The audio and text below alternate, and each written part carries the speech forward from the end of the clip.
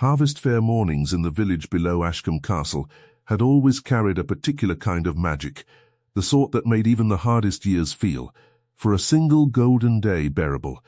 Stalls lined the lane from the mill pond to the chapel gate, heavy with bolts of dyed cloth, baskets of late apples, tin whistles and honeyed bread, and the whole village turned out together, forgetting for a few hours the debts owed, and the roofs that leaked, and the winters that always came sooner than anyone wished. Elira Voss had risen before dawn to load her family's cart with the wool she and her aunt had spent the autumn dyeing, deep madder red, soft woad blue, the golden ochre that always sold quickest. And she had walked the 2 miles into the castle yard with her skirts already dusty, and her heart already lifted by the promise of a good day's trade. She was 23 that autumn, unmarried, and not much troubled by the fact. Since her mother's death and her father's failed workshop, she had learned to measure her days by practical things: coin earned, bread baked. Her brother Tomas's cough easing or worsening with the weather, and she had little time left over for the daydreams other girls her age still permitted themselves. She loved the fair for its noise and colour, for the chance to see faces beyond her own small lane, for the rare hours when the weight she carried the rest of the year seemed to lift a little from her shoulders. She could not have known, arranging her baskets in the pale morning light, with the castle's grey walls rising behind her, that this ordinary day would prove to be the last ordinary day of her old life. The bell in the chapel tower had only just finished its 9th toll, when the crowd below the castle walls heard a sound no festival should ever produce: a child's scream, thin and high, cutting through the noise of pipers and cattle traders and laughing children chasing ribbons in the wind. Elira Voss was kneeling at her stall, arranging a basket of dyed wool, when the sound reached her, and she did not think. She did not look for her sister, did not look for the constable, did not wait for someone braver or better placed to move first. She was already running before the second scream came. Above her, on the old stone parapet that ran along the eastern wall of Ashcombe Castle, a small girl in a blue pinafore had climbed onto the low ledge to see the tumblers performing in the yard below, and the ancient mortar beneath her slipper had given way. For one terrible heartbeat she hung there, arms flailing, her small body tipping past the point where balance could save her, and then she fell. The crowd did what crowds so often do in the space between danger and rescue: they froze. Vendors dropped their baskets and stood staring. A nobleman near the fountain half rose from his seat, and then simply stopped, as though his legs had forgotten their purpose. Even the 2 liveried guards posted at the base of the wall turned too slowly, their boots skidding on the cobbles, arriving a full second behind where they needed to be. Elira was not one of them. She had been 40 paces away, close enough to see the exact moment the child's foot slipped, and she covered that distance faster than she had ever run in her life. Her skirts tangled around her ankles, her lungs burning before she had taken 10 strides. She reached the base of the wall just as the girl's small body cleared the last jutting stone, and she threw herself forward, arms outstretched, and caught her. The impact drove Elira to the ground with a force that knocked the breath from her chest and split the skin along her forearm on the rough cobblestones. But she did not let go. She curled her body around the child instinctively, taking the fall onto her own shoulder and hip, shielding the small golden head against her collarbone. And when the world stopped spinning and the dust settled, the child was crying, but she was whole. She was breathing. She was alive. For a long moment nobody moved. Then the yard erupted, women crying out, men shouting for a physician, someone ringing the chapel bell in alarm, though the danger had already passed. Elira lay on the cobblestones with the girl clutched against her, blood seeping warm down her arm. Her heart slamming so hard she could feel it in her throat, and she understood only dimly that she had just done something the rest of the fairground had been too stunned to attempt. It was the child's nurse who reached them first, weeping and thanking every saint she could name. prying the girl gently from Elira's arms and pressing kisses to her small face. It was the constable who arrived second, ordering the crowd back, calling for the castle physician. And it was the Duke himself who arrived third, though at the time, Elira did not know that the tall man in the plain grey riding coat who knelt beside her on the cobblestones, his face white with a fear she did not yet understand, was Alaric Sinclair, 5th Duke of Ashcombe, guardian to the very child she had just pulled from the air. "Is she hurt?" he asked, and his voice was rough, stripped of the composure a man of his station was meant to carry at all times. He was not looking at the child. He was looking at Elira's bleeding arm, at the torn sleeve of her plain wool dress, at the scrape along her cheekbone where she had struck the ground. "It is nothing," Elira said, though her arm throbbed with every heartbeat. "See to her. See to the little one." But the little one, whose name Elira would learn within the hour, was Rosalind, 9 years old, orphaned 2 winters past, and taken into the Duke's own household as his ward, was already being examined by the nurse, who declared through her tears that there was not a broken bone in her small body, only a fright and a bruise upon her hip. It was Elira who had absorbed the worst of the fall. The Duke did not stand. He remained kneeling on the cobblestones beside her, heedless of the fine wool of his coat against the dust and blood-flecked stone. And for a moment his eyes held hers with an intensity that made her forget the pain in her arm entirely. "You did not hesitate," he said quietly, as though the words were being pulled from somewhere he had not intended to open in front of a crowd of strangers. Everyone else stood still. "You did not hesitate." Elira, still catching her breath, still trembling with the aftermath of what her body had just done without her permission, could only shake her head. "There was no time to hesitate, my lord, only time to run." She did not yet know she was addressing a duke. She thought him perhaps a steward, or a gentleman of the household, dressed as he was without the ornamentation his rank might have demanded on a festival day. It was the crowd's murmuring, the Duke, that is the Duke himself, that finally told her, and even then, lying bruised and bleeding on the cobblestones with a stranger's ward pressed safe against her chest a moment before, the knowledge did not frighten her half so much as it perhaps should have. The physician came. Elira's arm was cleaned and bound, the cut shallow, but ragged, and she was told she would carry a thin white scar there for the rest of her days. She accepted this the way she accepted most things, without complaint, without drama, already thinking of the wool stall she had abandoned and the coins she had not yet earned that morning, already thinking of her younger brother Tomas waiting at home with an empty larder and a cough that would not clear before winter. She did not expect the Duke to remember her name. Men of his station rarely troubled themselves to learn the names of village girls who sold dyed wool at market fairs, however dramatic the circumstances of their meeting. She expected gratitude, perhaps a coin pressed into her hand by an embarrassed steward, and then a return to the ordinary shape of her life. Mornings at the loom, afternoons at the stall, evenings mending Tomas's shirts by candlelight, while their mother's chair sat empty by the hearth, as it had sat empty for 3 years now. She did not expect the carriage.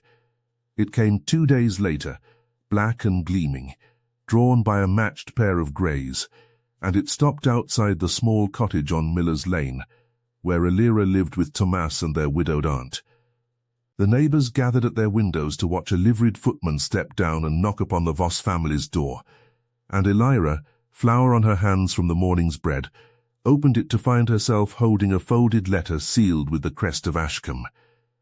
The letter was brief. It requested in careful and formal script that Miss Elira Voss present herself at Ashcombe Castle at her earliest convenience, that the Duke of Ashcombe wished to properly express his gratitude for the preservation of his ward's life, and that a place had been arranged for her, should she wish it, within the household, as companion to Lady Rosalind, whose nurse had grown too old for the energetic demands of a 9-year-old girl freshly, reminded of her own mortality. Elira read the letter 3 times before she understood it was not a summons for punishment, nor some cruel jest at a village girl's expense. It was, astonishingly, an offer of employment, respectable, well-paid, and steady, in a household that would never again require her to choose between coal and bread in the cruelest months of winter. Her aunt wept with relief. Thomas, 11 years old and prone to worry beyond his years, asked a dozen questions about castles and dukes that Elira could not yet answer. And Elira herself, standing in the doorway with the letter trembling slightly in her scarred hand, felt something she had not expected to feel at all. Not triumph, not vanity, but a quiet, wary hope. The kind she had learned long ago not to trust too easily. She accepted. Of course she accepted. There was no version of her life in which she could have refused security for herself and safety for her brother, not when their father's small workshop had failed 2 winters past, and their mother's illness had taken what little remained of the family's savings before it took her as well. Elira had grown accustomed to making practical choices, to setting aside pride in favor of survival, and this, whatever else it might become, was simply the most practical choice available to her. The morning she left Miller's Lane for the castle, half the neighbours gathered along the road to see her off, some with genuine warmth, others with the particular narrowed curiosity reserved for a girl whose fortunes had shifted so suddenly and so far beyond their own. The baker's wife pressed a warm loaf into her hands for the journey. Old Mr. Feld, who had known her father, gripped her shoulder and told her gruffly that she had always been the sort to do what needed doing, and that the Duke was a fortunate man to have noticed it. Not everyone offered such kindness.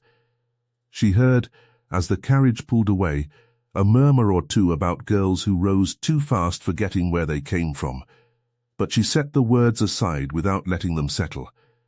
She had not asked for this change in her fortunes. She had only run toward a falling child because running was the only thing her body had known how to do in that moment, and whatever came of it now, she intended to meet it with the same plainness of purpose that had carried her through every hardship before it.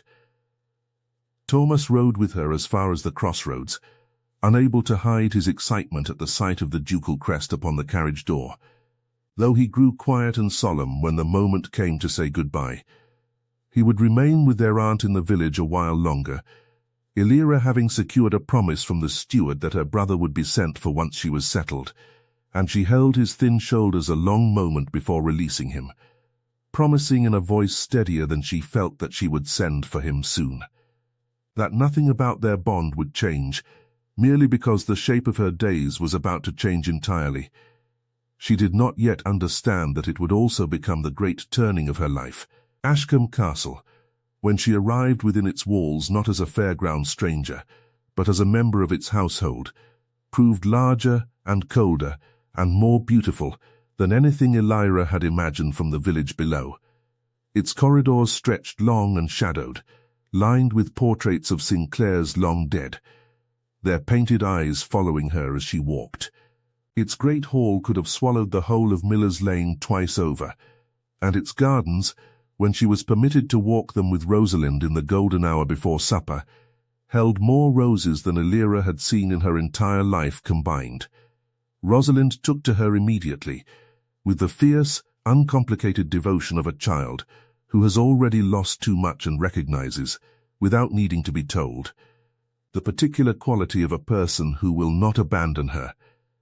Within a fortnight, the girl was following Elira through the castle like a small, determined shadow, insisting on sitting beside her at lessons, at meals, at the evening hour, when the household gathered in the drawing-room before the fire. It was there, in the drawing-room, that Elira most often encountered the Duke, though encountered was perhaps too strong a word for the careful, formal distance he maintained between them in those early weeks. He was, she came to understand, a man burdened by more than his title suggested. His wife had died 4 years past, before Rosalind had even come into his care, and the household staff spoke of him in hushed tones as a man who had once laughed easily, and now rarely did, who had once ridden his estate lands for pleasure, and now rode them only from duty, who had taken in his brother's orphaned daughter, not because he wished for a child underfoot, but because there had been, quite simply, no one else. He was, Elira thought, watching him from across the drawing-room as he read correspondence by the fire, while Rosalind chattered at Elira's side about the horses in the stable, a lonelier man than his position ought to have allowed him to be. She did not intend to notice such things about him. She had come to Ashcombe to earn her wages and protect her brother's future, not to form opinions about the emotional state of a duke who occupied a world so entirely separate from her own that their paths, before the accident at the fair, would never have crossed at all. But it was difficult not to notice, when one lived within the same walls, the particular way his shoulders eased when Rosalind laughed, or the particular stillness that came over him when he thought no one observed him watching his ward at play in the garden below his study window. It was harder still not to notice the way his gaze sometimes found Elira herself, briefly, before he schooled his expression back into the careful neutrality expected of a man of his rank addressing a member of his household. There was an afternoon, early in her second month at Ashcombe, when Rosalind insisted on introducing Elira to every horse in the ducal stables by name, from the elderly grey gelding named Marchwind, who had carried the late Duchess in her youth, to the skittish bay mare who would take sugar from no hand but Rosalind's own. The girl chattered without pause as they walked the length of the stable yard, and Elira listened with the particular attentiveness of someone who understood that a child's endless talk was often the surest sign of a child beginning, at last, to feel safe enough to talk at all. It was there, among the smell of hay and leather and warm horseflesh, that the Duke found them. Drawn from his study window by the sound of his ward's laughter, a sound the housekeeper had confided to Elira only days before, that had been rare enough in that house to be remarked upon whenever it occurred. He did not announce himself at once. He stood at the edge of the stable yard for a long moment, watching Rosalind demonstrate, with great seriousness, the correct way to offer sugar to a horse without losing a finger, watching Elira laugh at the girl's solemn instructions and offer her own hand for the lesson. When he finally stepped forward, Rosalind ran to him at once, tugging him by the sleeve toward the mare's stall, insisting he too must learn the proper method, and for a moment, brief, unguarded, entirely unlike the composed Duke Elira had met on the cobblestones, Alaric Sinclair laughed, low and surprised, as though the sound had come from some part of himself he had thought long since gone quiet.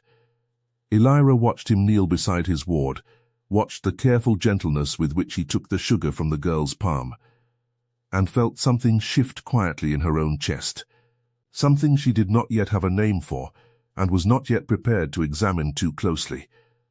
6 weeks into her employment, he asked to speak with her privately.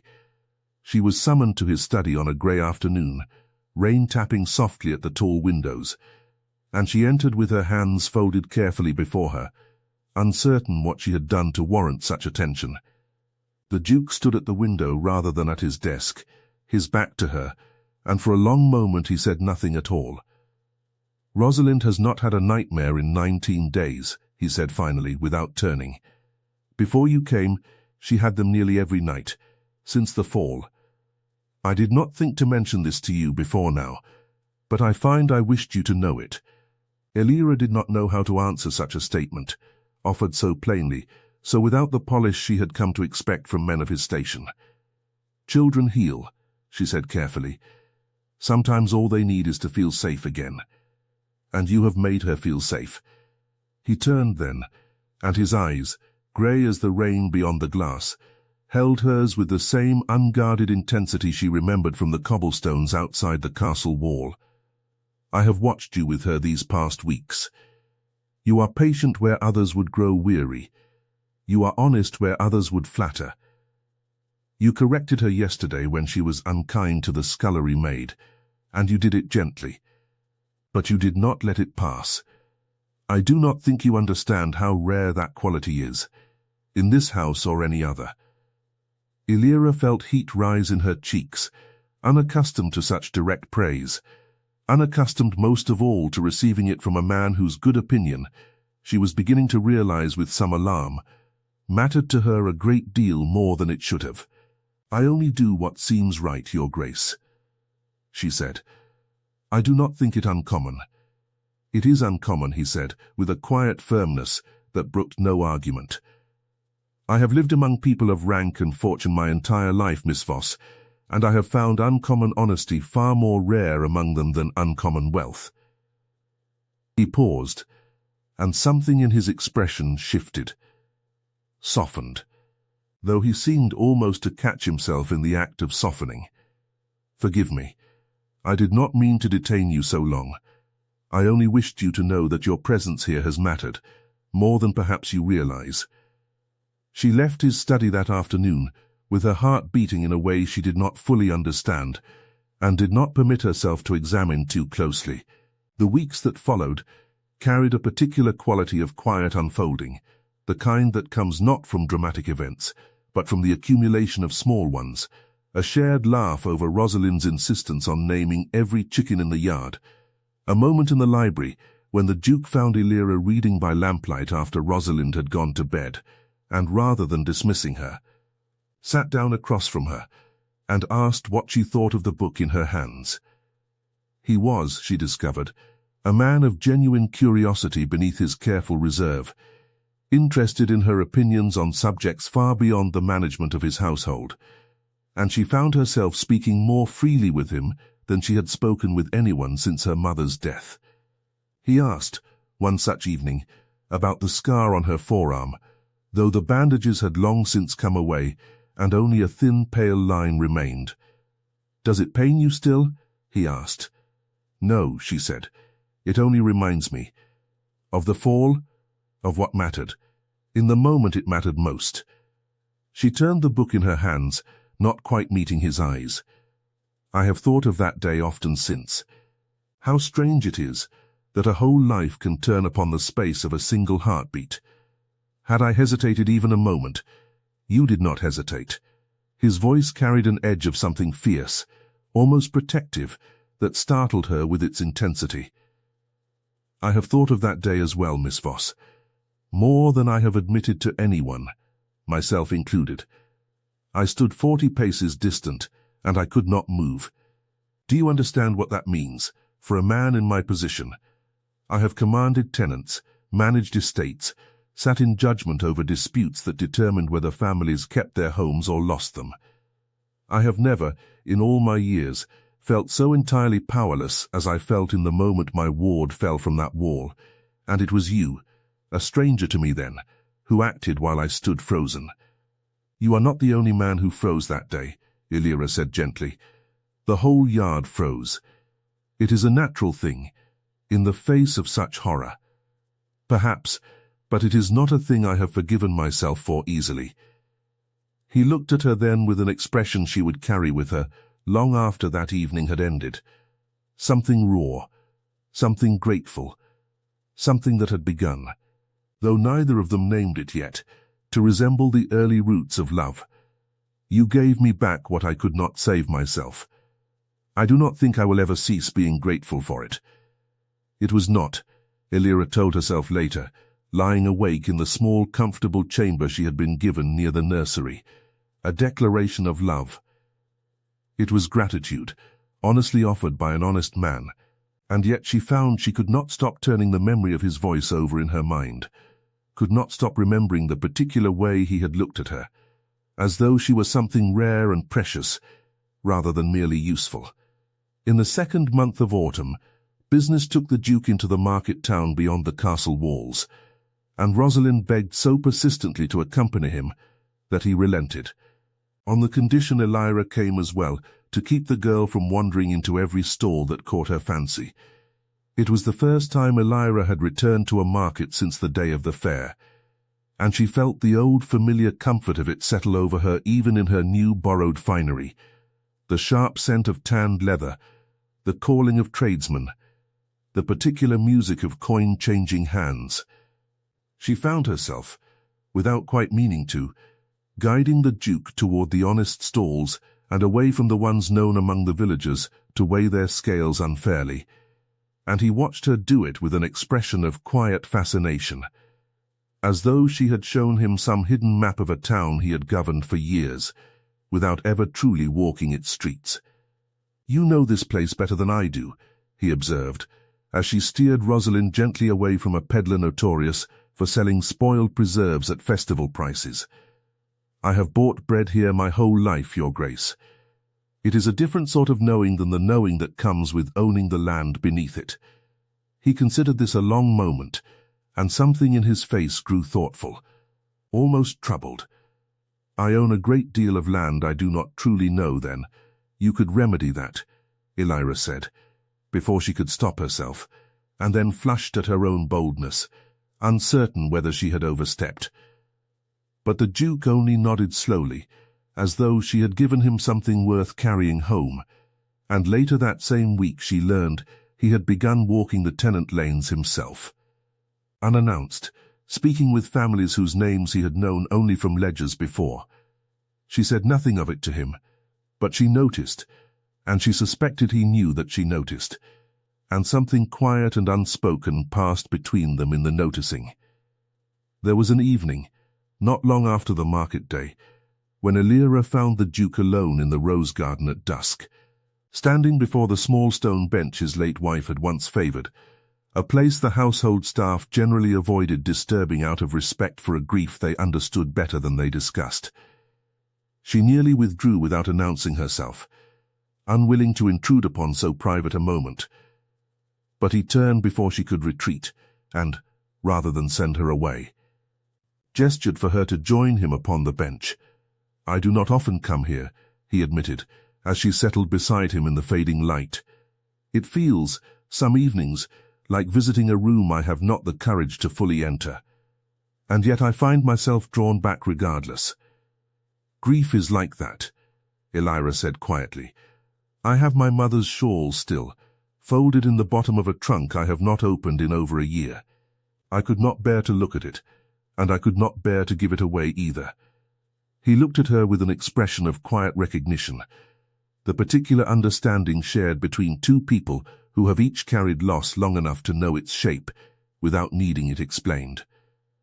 "I did not expect, when I brought Rosalind into this house, that I would ever feel anything but duty toward my own life again.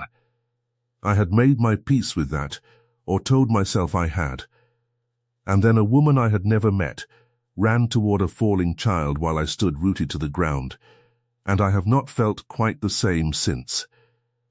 "You give me too much credit for a single moment's action," Elira said softly. "I give you exactly the credit you are owed," he replied, and in the deepening dusk his hand found hers upon the cool stone of the bench, not grasping, only resting there, an offering rather than a claim. Neither of them spoke of what the gesture meant. Neither of them needed to. They sat together until the last light left the garden, and the first stars found their way through the bare branches of the rose arbor above them, and Elira walked back to the nursery that night carrying something new and fragile and entirely unfamiliar, cradled carefully against her heart. It was on the walk home from that same market day, with Rosalind riding ahead upon her pony under the watchful eye of a groom, that Lady Cordelia's carriage first passed them upon the road, and Elira caught, in the brief instant before the curtains were drawn shut, the older woman's cold and assessing stare fixed not upon the Duke, but upon herself, a look that told her, long before any word of disapproval was spoken aloud, that trouble had already begun to gather on the horizon of her new and fragile happiness. The trouble, when it came, arrived in the form of Lady Cordelia Ashworth, a widowed cousin of the late Duchess, who had taken it upon herself to visit Ashcombe with alarming frequency in the months following Elira's arrival, and who made no effort whatsoever to disguise her disapproval of a common wool seller's daughter occupying such an intimate position within the ducal household. "It is unseemly," Lady Cordelia declared one evening at supper, her voice pitched just loud enough to ensure the entire table heard her, though her words were addressed nominally to the Duke alone.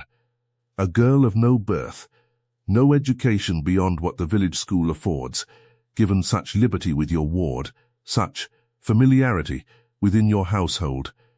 People will talk, Alaric. People are already talking.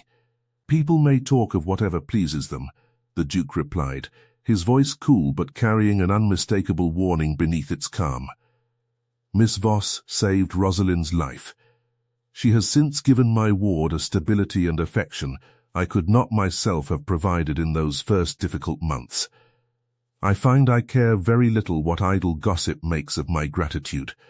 But gossip, once given room to grow, does not so easily wither, and in the weeks that followed Elira felt its weight pressing upon her at every turn, in the sidelong glances of the household staff who had once treated her with easy warmth, in the pointed silences that fell when she entered a room where Lady Cordelia held court, in the whispered word upstart that reached her ears more than once as she passed through corridors she had once walked without a thought to her own belonging.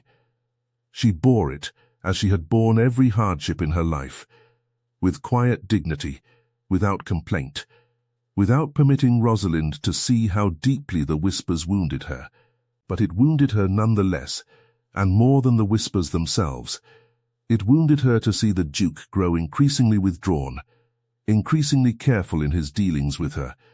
As though Lady Cordelia's disapproval had planted a seed of doubt, he could not entirely uproot. He did not withdraw, because he believed the gossip, Elira came to understand, but because he was a man burdened by duty above all else, duty to his name, duty to his ward's reputation, duty to a station he had not asked for, but could not escape, and that duty, however unwillingly, began to build a distance between them that Elira felt in every careful formal exchange, every meal where his eyes no longer sought hers across the table. Every evening the library sat empty of the quiet companionship they had once shared there. Lady Cordelia did not confine her disapproval to pointed remarks at supper. On a grey afternoon while the Duke was away inspecting a distant tenant farm, she summoned Elira to the small parlour she had claimed for her own during her extended visits, and came, without preamble, directly to the point. "I will speak plainly, Miss Voss, since you strike me as a woman who prefers plain speaking to flattery." Lady Cordelia's eyes were sharp, assessing, entirely without warmth. "You have done my cousin's household a service, and I do not deny it. But a debt of gratitude is not an invitation to remain forever, and I think you understand me well enough to know precisely what I am suggesting. There would be a generous settlement, of course, enough to see your brother educated, your aunt comfortable for the remainder of her days. You need only agree to seek a position elsewhere, quietly, before matters progress any further than they already have." Elira felt the words land like a blow, though she kept her voice level when she answered, "I did not come to this house seeking a fortune, my lady, and I will not leave it seeking one either. I came because a child needed catching, and I have stayed because that same child has come to need me in ways no settlement could replace. If the Duke wishes me gone, he need only say so himself, and I will go without argument. But I will not be brought quietly out a side door by a relation who has known me a matter of months and judged me within the first." Lady Cordelia's mouth thinned, but something in her expression flickered, surprise perhaps, at an answer she had not anticipated from a girl she had dismissed too easily as pliable. "You are bolder than your station allows, Miss Voss." "Perhaps," Elira said, rising to take her leave, "but I have found boldness serves better than silence, when silence would cost a child her safety, or a woman her honour." She did not tell the Duke of that conversation, not wishing to add fuel to a family quarrel already burning too hot, but Lady Cordelia's manner toward her grew, if anything, more brittle in the weeks that followed, and Elira understood she had made, in that small parlour, an enemy who would not soon forgive being refused. The distance was tested most sharply at the autumn assembly held each year in the castle's great hall, a gathering of the county's finest families, to which Elira, as Rosalind's companion, was expected to attend though never truly to belong. She stood near the edges of the room in a borrowed gown that fit her well enough to draw glances, but not well enough to still the whispers that followed her across the polished floor. And she felt, more keenly that evening than at any point since her arrival, the precise measure of the gulf between the world she had been born into and the world she now merely occupied. Lady Cordelia made certain the gulf was felt. She engineered, with practiced cruelty, an introduction between Elira and a circle of titled ladies, framing the wool-seller's daughter's presence at the assembly as a curiosity to be examined rather than a guest to be welcomed, and Elira endured a quarter-hour of pointed questions about her father's trade and her mother's people with a composure that cost her more than anyone in that glittering room could have guessed. It was Rosalind, of all people, who broke the moment's cruelty, running across the hall in defiance of her nurse's protests, to fling her arms about Elira's waist before the assembled company, declaring loudly and without a trace of embarrassment that Elira was the bravest person she had ever known, and that she loved her more than anyone in the whole world save her uncle. A ripple of surprised laughter moved through the nearest onlookers, and Elira felt tears sting unexpectedly at her eyes, grateful beyond words for a child's fearless honesty in a room built entirely upon careful pretense. She looked up, in the midst of that small, unguarded moment, to find the Duke watching her from across the hall. His expression unreadable to the rest of the company, but entirely legible to her. Something fierce and protective and pained all at once, a man torn between the duty that kept him standing at a formal distance and the instinct that plainly wished to cross the room and stand beside her instead. He did not cross it that night, but she saw, in the way his jaw tightened as Lady Cordelia's circle dispersed with their whispers unfinished, that the distance between them had grown no less painful to him than it had to her, and that some reckoning between duty and heart could not be postponed much longer. It was in the midst of this quiet, aching distance that the second crisis arrived, not with the sudden violence of a child falling from a wall, but with the slower, creeping danger of illness. Rosalind fell ill in the second week of a hard winter, a fever that climbed steadily despite the physician's remedies, until the girl lay pale and trembling in her bed, her small chest rattling with every labored breath. The physician spoke in grave terms of putrid fever, of the danger such illness posed to a child already weakened by a difficult year, and the household fell into the particular hushed terror that settles over a house when a child's life hangs uncertain. Elira did not leave Rosalind's bedside for 3 days and 3 nights. She bathed the girl's burning forehead with cool cloths, sang the old songs her own mother had once sung to her, held Rosalind's small hand through fevered dreams and moments of terrified lucidity when the girl called out for her dead parents and, more than once, for Elira herself. She slept in brief, broken snatches in the chair beside the bed, refusing the household's gentle urgings that she rest properly, refusing to leave the child who had become, in the months since the accident, something closer to a sister than a charge. The physician, an elderly and weary man named Dr. Fenwick, who had attended the Sinclair family for 3 decades, spoke to Elira alone on the second night, his voice low with the particular gravity of a man who had delivered such news too many times before.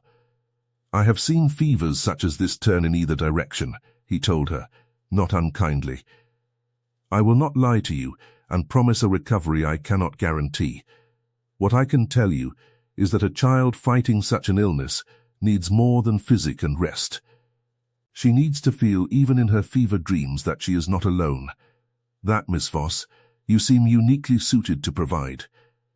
Elira had nodded, throat too tight for words, and returned to the bedside with a new and terrible understanding of how much now rested upon her simply staying. She thought, in the long dark hours of that second night, of her own mother's final illness, of the fever that had taken her 3 winters past, of the helpless watching that had taught Elira far more about grief than any 23 years ought to have required of her. She recognized, in Rosalind's labored breathing, echoes of a vigil she had kept once before, and lost, and she gripped the girl's small hand all the tighter for it, as though sheer refusal might succeed this time where it had failed before. The Duke came often to the sick-room, standing at the doorway with an expression of barely contained anguish, watching Elira tend his ward with a devotion that spoke louder than any words could have managed across the distance Lady Cordelia's gossip had built between them. On the second night, when exhaustion had finally driven Elira to accept a few hours' rest in the chair nearest the fire, rather than at the bedside itself, he came and sat across from her, and in the low firelight, with Rosalind's labored breathing the only sound between them, he spoke of his wife's death for the first time since Elira had known him. "Margaret died in that very chamber," he said quietly, nodding toward the adjoining room where Rosalind lay. "A fever, much like this one, though it took her in the summer rather than winter, and far more swiftly than I had time to prepare for. I sat exactly where you have sat these past days, and I could do nothing, Miss Voss. Nothing at all. I have carried that helplessness with me every day since, and I confess to you now that when Rosalind's fever first climbed, I feared I was watching the same helplessness begin again, that I would once more be a man standing uselessly at a doorway, while someone I loved slipped away beyond my reach. You are not useless," Elira said gently. "You have sat at this doorway every night, Alaric. You have not once looked away, however much it costs you to watch. I have learned that much, at least since Margaret's death. That looking away does not spare a man his grief, it only spares him the chance to love fully, while there is still time to do so." He studied her a long moment in the firelight, his exhaustion and his tenderness laid equally bare. "I do not think I understood, until these past 3 days, how thoroughly you have taught this household to hope again. Myself included."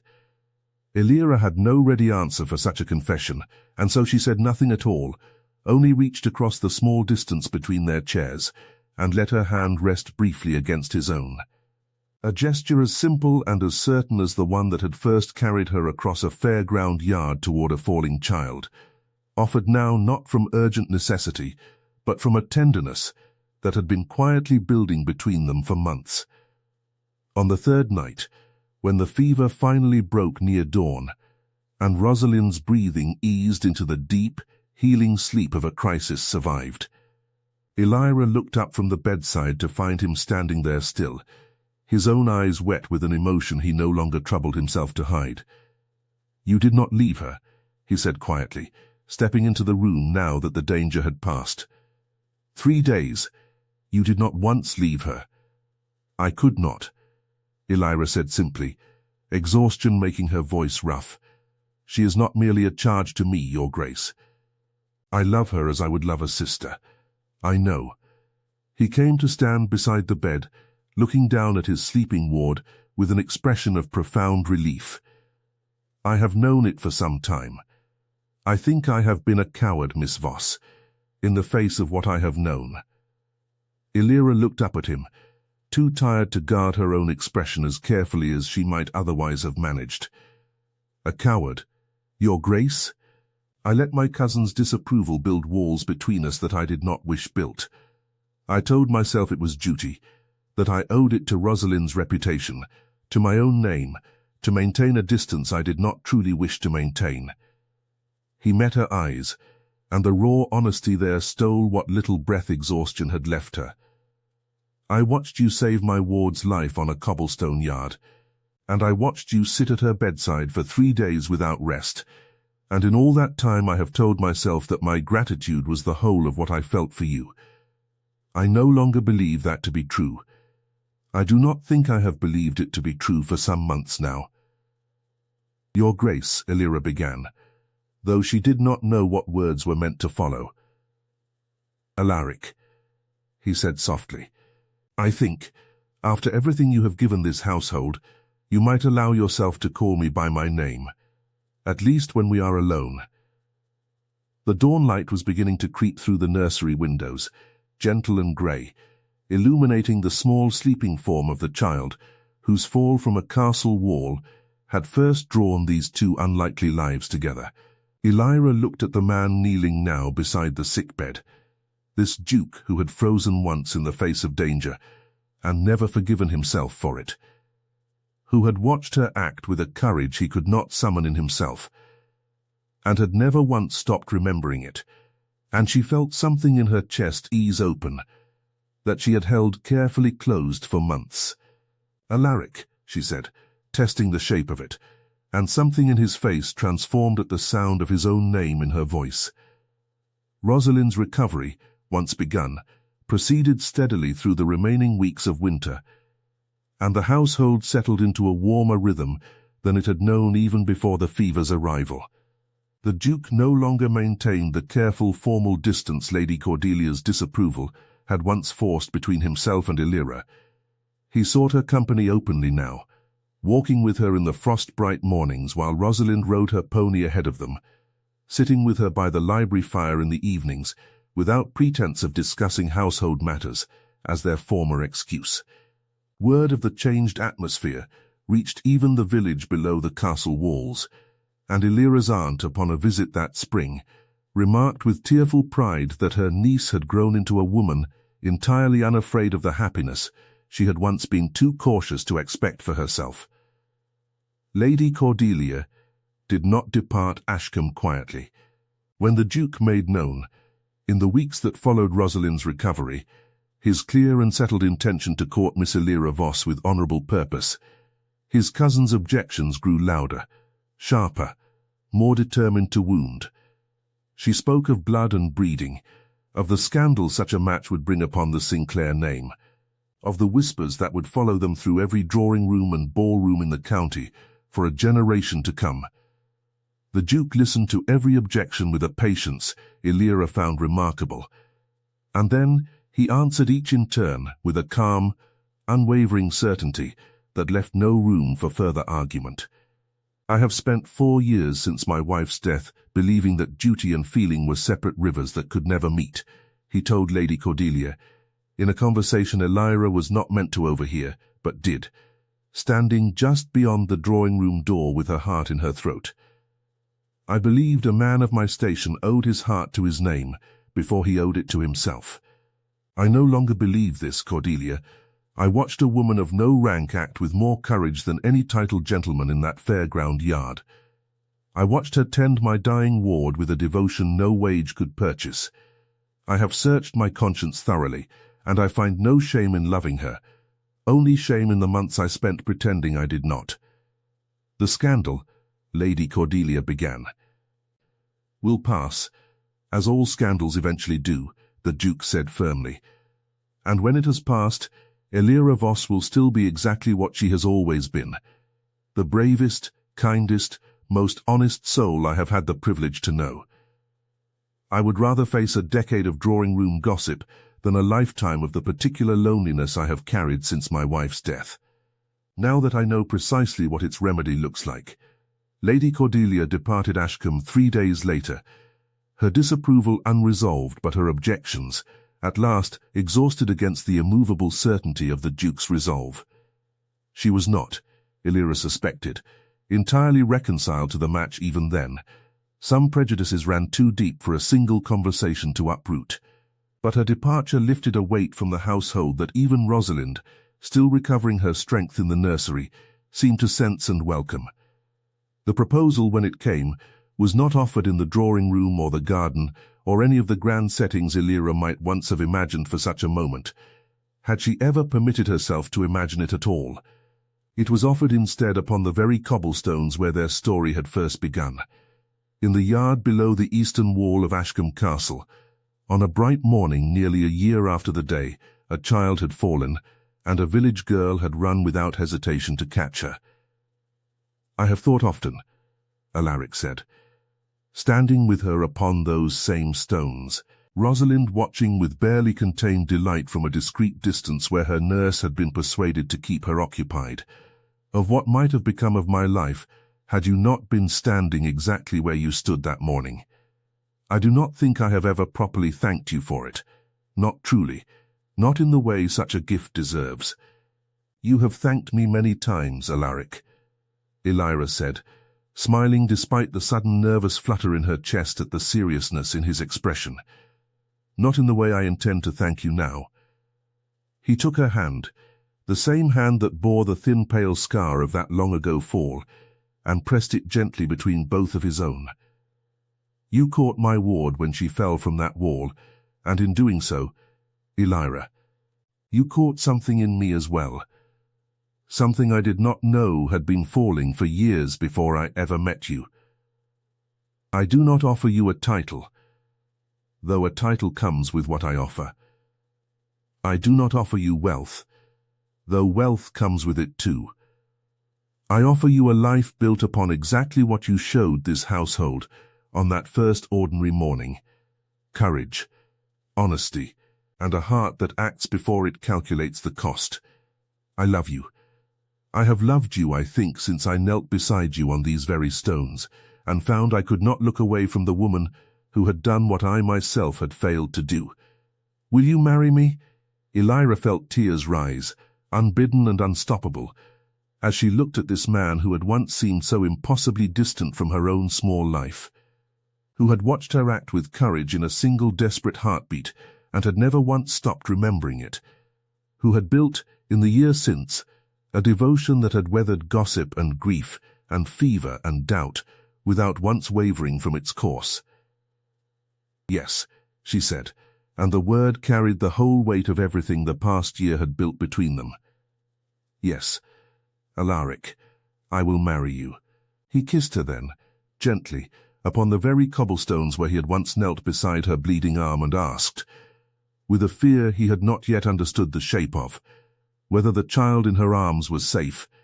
And somewhere behind them, Rosalind's delighted laughter rang out across the castle yard, echoing off the ancient stone walls that had witnessed, in the space of a single year, both a fall and everything tender and lasting that had grown from it.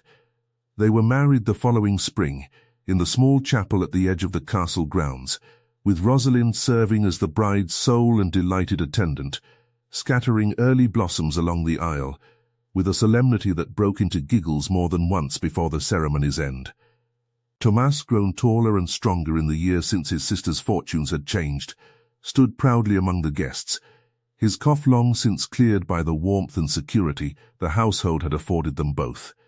Lady Cordelia did not attend, though she sent some months later a stiffly worded letter that might have been mistaken, by a generous reader, for the beginning of reconciliation. Elira read it without bitterness, and set it carefully aside, unwilling to let old wounds diminish the joy that had settled so completely over her new life. Thomas came to live at Ashcombe permanently that same year, given a place first in the stables he had so admired on his first visit, and later, as his aptitude for figures revealed itself, in the estate's own counting-house, where the steward declared within a 12-month that he had never trained a quicker mind.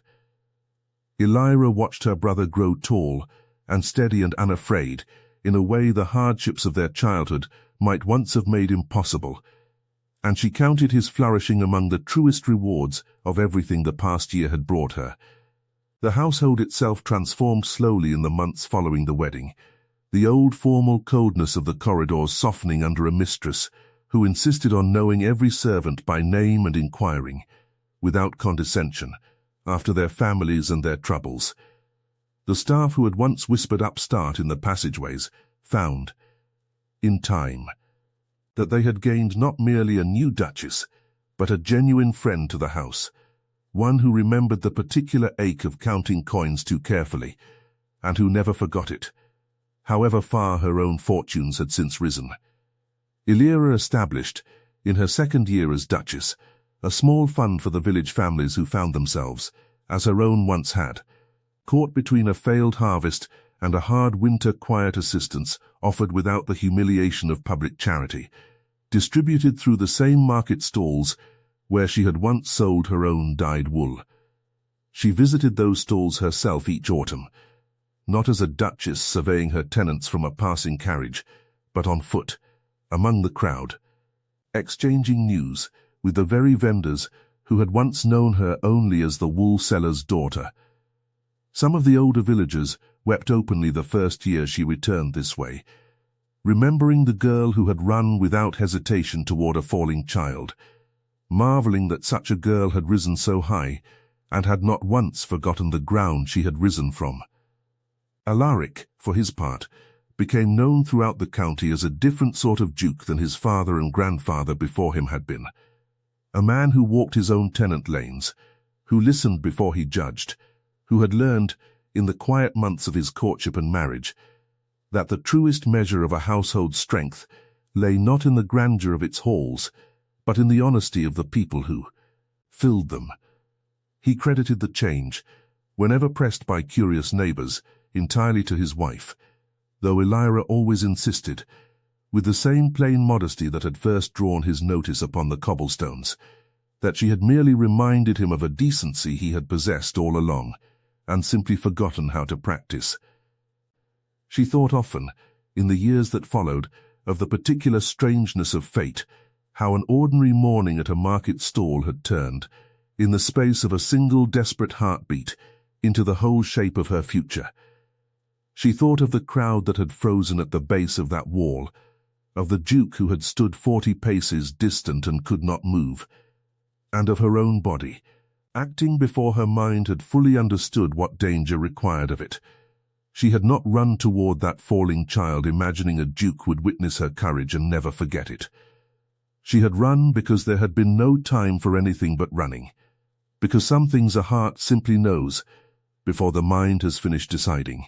But the Duke had witnessed it, and he had never forgotten it, and in remembering it he had found his way back to a warmth he had believed lost to him forever.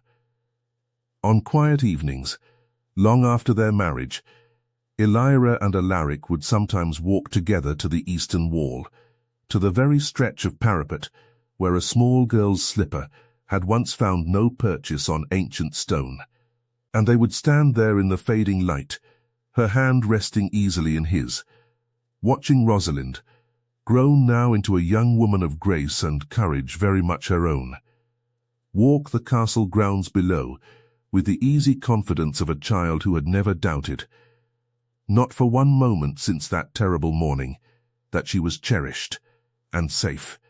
"Do you ever wonder," Alaric asked her once, as the sun set gold and soft over the castle walls, "what might have happened had you hesitated even a moment longer that day?" Elira considered the question, watching the light catch the pale scar still visible upon her forearm, the mark that had once cost her a torn sleeve and a moment's pain and had given her, in the end, an entire life she could not have imagined for herself, on an ordinary morning selling wool at a village fair. "I did not hesitate," she said simply, echoing the words he had spoken to her upon the cobblestones so long ago, "and I have never once regretted it." Rosalind married some years later, a fine and steady young gentleman from a neighbouring estate who had first won her regard by the patience with which he listened to her opinions on horses, and on the morning of her own wedding she sought Elira out before the ceremony, taking her hands in the same fierce, uncomplicated grip she had used as a frightened 9-year-old newly caught from a falling height. "I do not remember the fall itself," Rosalind confessed, her eyes bright, with the particular emotion of a bride reflecting on the whole of her life at once. "I remember only waking to find you there, and somehow knowing, even at 9 years old, that I had landed somewhere safe. I have thought, every year since, that I owe you not merely my life, but everything gentle and good that has come after it, my uncle's happiness most of all." Elira embraced her, unable to speak for a long moment past the tightness in her own throat, and when she finally found her voice, she offered the girl the same plain honesty she had offered the household from her very first day within its walls. "You owe me nothing, Rosalind. You gave me a family when I had very little left of my own. Whatever I caught that morning, I have spent every day since being glad it was you." He drew her closer, pressing a kiss to her temple as the bells of the chapel tower began their evening toll, soft and steady across the castle grounds. The same bells that had rung out in alarm on the morning everything between them had begun, now ringing only in the quiet, ordinary peace of a life, well and truly earned.